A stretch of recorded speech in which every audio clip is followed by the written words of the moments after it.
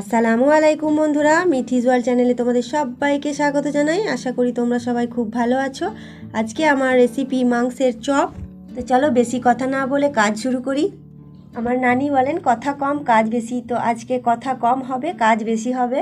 তো আজকে মাংসের চপ বানানোর জন্য আমি নিয়েছি পেঁয়াজ কুচি আর মাংস কুটে নিয়েছি, অবশ্যই মাংস তো লাগবেই। এবারে দিয়ে দিচ্ছি 3-4 চামচ বেসন, বাইন্ডিংয়ের জন্য দিচ্ছি। এরপরে দিয়ে দিচ্ছি হলুদ 1 চামচ, নুন দেব স্বাদ মতো,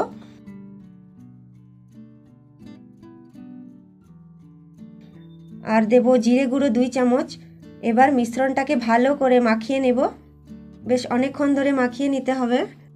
ঘরে থাকা সামান্য উপকরণ দিয়ে বানাচ্ছি যেহেতু, তাই বেশি কিছু এর মধ্যে দিইনি আমি। যা কিছু আমার হাতের কাছে আছে আমি সেগুলোই দিয়েছি।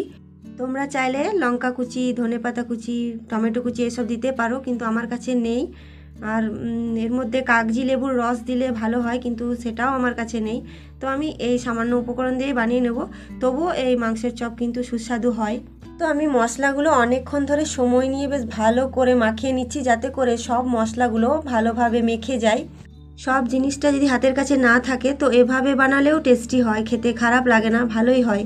খুব ভালো মতো করে মাখানো হয়ে গেছে। এবার গোল গোল করে আর একটু হালকা চ্যাপটা করে একটু চপের আকারে গড়ে নিচ্ছি।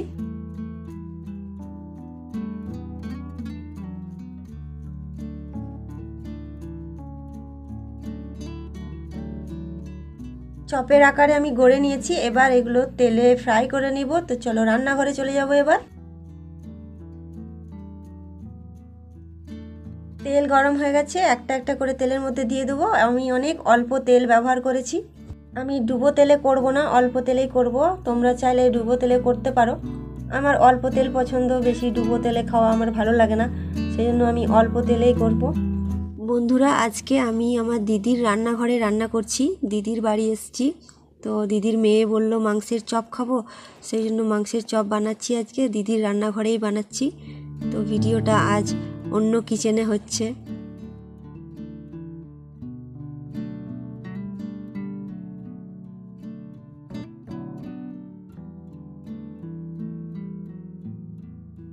লাল লাল হয়ে এসছে, এপিট ওপিট উল্টে একটু সময় নিয়ে ফ্রাই করে নেব।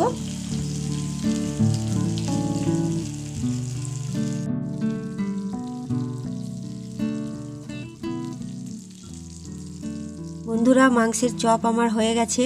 দেখতেই পাচ্ছ কত কম উপকরণেই বানালাম। তো রেসিপি কেমন লাগলো কমেন্ট করে জানাতে ভুলো না কিন্তু। যদি রেসিপি ভালো লাগে তাহলে লাইক কমেন্ট শেয়ার করে দিও, আর অবশ্যই আমার চ্যানেলটিকে সাবস্ক্রাইব করে পাশে থেকো। আবারও খুব তাড়াতাড়ি হাজির হচ্ছি নতুন কোনো রেসিপি নিয়ে। পুরো ভিডিও দেখার জন্য অনেক অনেক ধন্যবাদ।